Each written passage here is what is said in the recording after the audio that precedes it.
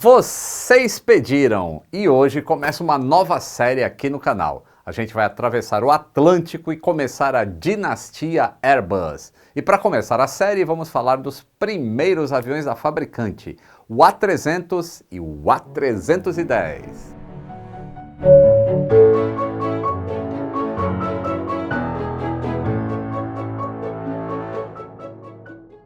Saudações aeronáuticas, Minagenki desu ka? Ou em português, tudo bem com vocês? Tudo bem! Aqui nos episódios 509 e 510 eu contei a história da Airbus. Hoje a gente vai começar a contar a história dos aviões que ela fabrica desde o início dos anos 70. E não tem como a gente contar essa história sem falar do A300 e do A310. A situação na aviação mundial era a seguinte: nos anos 50, a Europa lançava os aviões mais modernos do mundo. Enquanto os americanos da Boeing, Douglas e Lockheed insistiam em aviões a pistão, os europeus já voavam com turbo-hélice, tipo o Vickers Viscount, como o Comet, o Sud Aviation Caravelle e o Tupolev Tu-104. Mas aí, em 1958, a Boeing lançou o 707. Isso mostrou para a Europa qual era o seu grande problema. Os Estados Unidos são um país gigantesco. Olha o tamanho do país em comparação com a Europa para você ter uma ideia. Além dos Estados Unidos serem grandes, eles são ricos. Muito ricos, ó. Assim, ó. E apesar de terem entrado nas duas guerras mundiais, o único ataque que rolou em território dos Estados Unidos foi o ataque a Pearl Harbor. Ainda assim, lá no Havaí, a muitos milhares de quilômetros de distância. A Europa, por outro lado, é formada por vários países pequenos, cada um com uma cultura, idioma, moeda diferente. E eles sofreram com duas guerras mundiais em seu território. Então, por mais que eles pudessem desenvolver aviões moderníssimos, acabavam tendo muito menos força que os Estados Unidos. Então, para os europeus baterem de frente com os americanos, eles iam ter que se unir. Moçada, lá no meio dos anos 60, os americanos da Douglas e da Boeing estavam dominando o mercado com o 707 e o DC-8. Os europeus precisavam dar a resposta. E essa resposta veio com uma das uniões mais improváveis que você pode imaginar. Quando franceses e ingleses se juntaram para construir o Concorde. Eu contei essa história aqui, ó, no episódio 179. Tá, o Concorde não foi exatamente um sucesso comercial. No fim, só construíram 14 que acabaram voando pela British e pela Air France. Por causa do Sonic Boom, o Concorde só podia voar supersônico em cima do mar. E ele bebia muito combustível. E ninguém se interessou por um avião que fosse beberrão e o projeto acabou morrendo. Mas mostrou para os europeus que países diferentes podiam se juntar para construir um avião. E pô, eu estou falando de Inglaterra e França, tá? Se você acha que Brasil e Argentina são rivais, é porque você não conhece a história de séculos e séculos de guerras entre Inglaterra e França. Se até eles podiam se juntar, então toda a Europa poderia fazer acordos, hein? Só que antes mesmo do Concorde começar a voar, os europeus e americanos já percebiam que a tendência do mercado não era voar rápido, mas era voar barato. Lá nos Estados Unidos, a Boeing trabalhava no maior avião do mundo na época, o Boeing 747. Ele ia levar tanta gente, mas tanta gente, que a passagem ia acabar ficando barata e a operação seria sustentável. Vendo isso lá nos Estados Unidos e vendo que os ingleses e franceses estavam construindo um avião juntos, os europeus começaram a se mexer para construir os seus próprios aviões de fuselagem larga. Assim surgiram projetos como o BAC 311 e o Breguet BR-124. Enquanto isso, a Hawker Siddeley, na Inglaterra, chamou os franceses da Nord Aviation e da Breguet Aviation para desenharem juntos um bimotor de fuselagem larga, seria o HBN-100.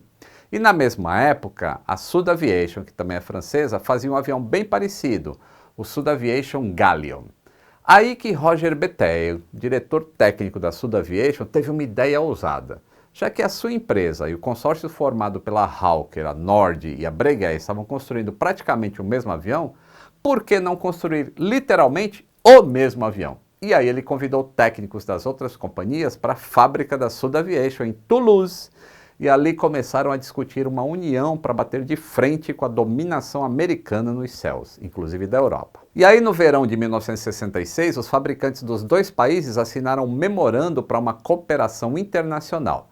No ano seguinte, quem entrou na jogada foi a Alemanha Ocidental. Aconteceu o seguinte: vendo a movimentação das empresas, os governos da Inglaterra, França e Alemanha Ocidental decidiram apoiar o consórcio. Eles queriam construir um avião de curto e médio alcance, de fuselagem larga e que transportasse entre 200 e 250 pessoas. Na época, chamavam esse tipo de avião de ônibus aéreo, ou Airbus. Vai vendo onde essa história vai chegar. Ah, e o nome Airbus ganhou força mesmo porque esse era o nome do consórcio das fabricantes alemãs que entraram no projeto. Entre as fabricantes estavam as tradicionais Dornier e a Messerschmitt. O Roger Bethey iria ser o diretor técnico do novo avião. O gerente geral seria o Henry Ziegler, da Sud Aviation. E o político alemão Franz Josef Strauss seria o presidente do Conselho de Supervisão. E nesse meio tempo, os espanhóis da CASA e os holandeses da Fokker também entraram no projeto. Enquanto os governos dos países discutiam a participação estatal do projeto, o Bethey começou a distribuir funções. Os franceses iriam fazer a cabine de comando aviônica e controles de voo. Os alemães iam fazer a fuselagem e a empenagem. Os ingleses ficariam com as asas e, a princípio, iriam fornecer os motores Rolls-Royce para o avião. Os espanhóis pegariam os estabilizadores, enquanto os holandeses iriam fabricar as superfícies de hipersustentação, tipo slat, flap, essas coisas. Eu falei de a princípio os ingleses fornecerem os motores porque no fim ficou decidido que o novo avião ia ter motores GE CF650 ou Pratt Whitney JT9D. Isso enfureceu o governo britânico, que queria motores Rolls-Royce fabricados lá e não nos Estados Unidos. Então o governo decidiu sair do projeto, mas a Hawker Siddeley prosseguiu e pegou um empréstimo com o governo alemão e assumiu a missão de construir as asas do novo avião lá na Inglaterra mesmo. E tem outra coisa. Como os europeus queriam bater de frente com as tradicionais Boeing, McDonnell Douglas e Lockheed, eles queriam que o novo avião tivesse um diferencial. E que diferencial era esse? Alta tecnologia e uso de materiais compósitos.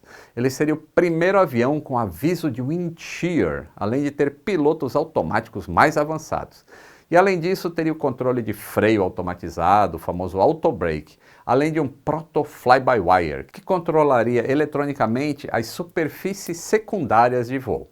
O bordo de ataque do estabilizador vertical seria de fibra de vidro reforçada com plásticos. E com toda essa tecnologia, o novo avião foi apresentado no Air Show de Paris de 1969, sendo o wide-body mais econômico do mundo até então.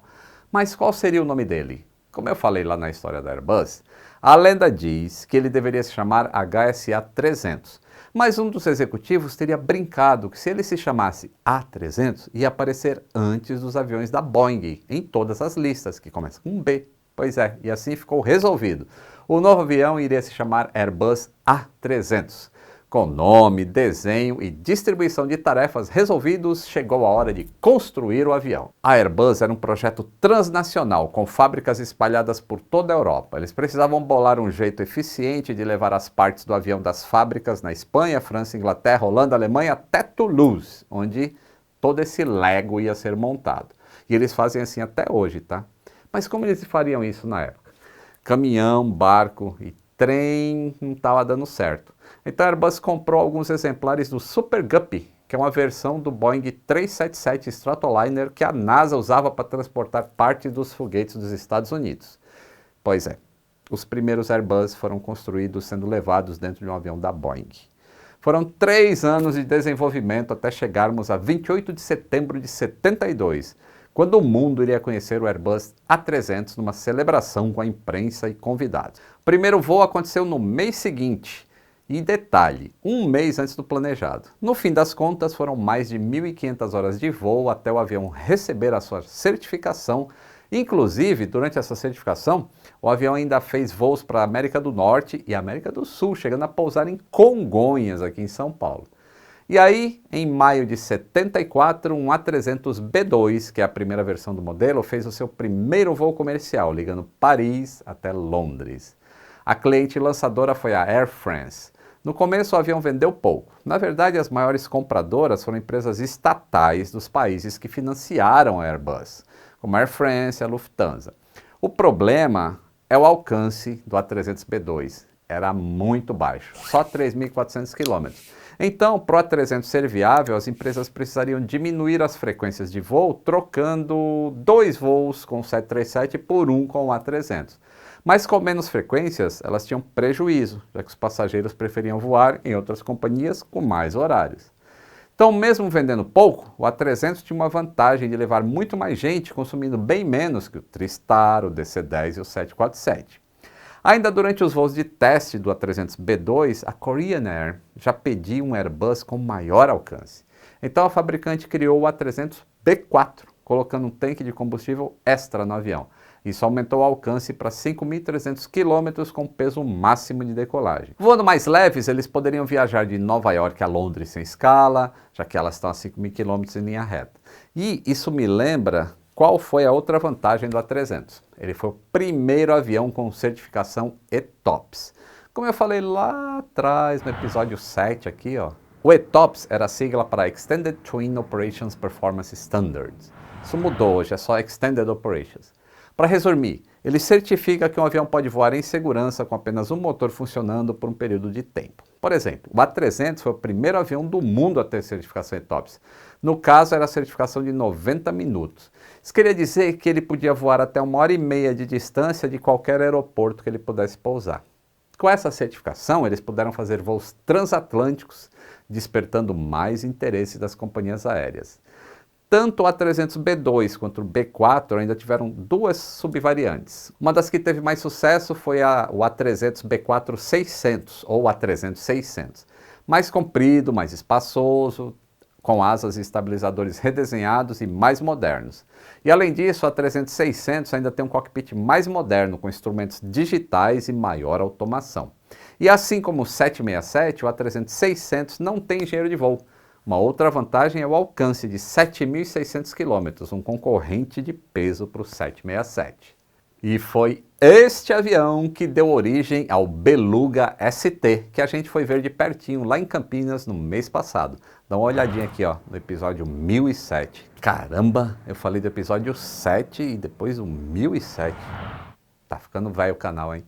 O Beluga ST surgiu para substituir aqueles Super Guppies lá que eram da Boeing, que eram os aviões da Boeing, além de ter um compartimento de cargas bem maior, que comporta essas partes maiores do A330 e do A340. O outro modelo do avião foi o A300B10, ou simplesmente Airbus A310. Apesar do número ser maior, na verdade o A310 é menor que o A300. Aliás, o número não quer dizer muita coisa, né? O A320 é menor que o A300 e o A310. Da mesma forma que o Boeing 757 e o 767 são menores que o 747. Enfim, na virada dos anos 70 para 80, a inflação no mundo estava começando a disparar, em especial na Inglaterra. Então, para o novo avião, a Airbus não queria nem podia gastar muito dinheiro. E apesar do longo alcance do A300-600, as companhias queriam aviões menores e com menor capacidade de passageiros. Então a Airbus pegou os primeiros desenhos dos A300 e começou a trabalhar em cima deles. E acabou anunciando o A310 no show aéreo de Hanover em 1978. Enquanto o A300-600 media 54 metros, o A310 teria 46 metros de comprimento. Capacidade de passageiros iria variar entre 195 em 2 classes até 245 com a classe única Sardinha. A Swissair foi a primeira companhia a encomendar o avião para substituir os DC-9 nos voos dentro da Europa. Com outras companhias de dentro e de fora da Europa encomendando o avião, a Airbus começou a construir ele em julho de 78 e a ganhar um dinheirinho. Se o A300 teve poucas vendas no início, a história foi bem diferente com o A310. A Swissair pediu 10, a Lufthansa pediu 10, a KLM comprou mais 10, a Air France veio com tudo. A princípio pediu só 4, mas aí aumentou o pedido para 10? Não, para 35 A310. Martinair, Sabina, lembram da Sabina, lá da Bélgica? Air Freak, também encomendaram seus aviões logo em 1979. Quem leu meu livro, Onde Morrem os Aviões, sabe que eu voei pela Air Freak num A310.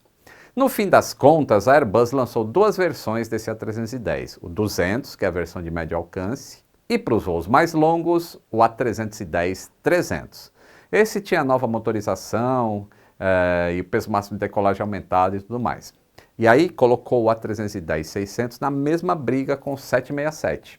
O A310 foi construído entre 1981 e 1998, mas já na década de 90, as vendas do A310 estagnaram. E depois da virada para os anos 2000, praticamente só companhias cargueiras compraram o avião. Com a chegada de novos aviões, como o A330 e o A340, as companhias preferiam investir nas novas gerações. No fim das contas, a Airbus entregou 816 aviões, somando o A300 e o A310. Ah, e lembra aquele vídeo lá que eu falei de como identificar um Airbus no aeroporto? Eu comentei que as janelas lá na parte de trás do A300 e do A310 eram curvadas para cima. E você sabe por quê? Porque a Airbus quis aproveitar um pouco mais de espaço no porão de cargas. Então até o piso da cabine dá uma leve inclinada para cima, lá no fundo do avião. Se você já entrou na 300, é bem prominente essa curva que faz lá atrás, é bem legal. Pois é, esses aviões revolucionaram o transporte aéreo e colocaram a Airbus na briga direta com a Boeing. E também com a McDonnell Douglas, que já estava mancando de uma perna, e a Lockheed, que já está com as duas pernas mancas. Mas ali no meio dos anos 80, a Airbus começaria a desenvolver um avião que seria a pedra no sapato da Boeing até hoje. Que avião é esse? Eu vou falar dele amanhã no Senta Que Lá Vem História. Gostou de saber da história dos primeiros bimotores de fuselagem larga da história? Então, ó, deixa o like aqui embaixo, se inscreva no canal também, ou clique no botão Seja Membro para ajudar a gente a continuar produzindo conteúdo, pesquisas e tudo mais. Seu nome aparece aqui para sempre à esquerda e você ainda ganha conteúdos exclusivos, só R$ 4,50 por mês, tá bom? 5% de desconto na loja de aviões e músicas. Um grande abraço e até o próximo voo.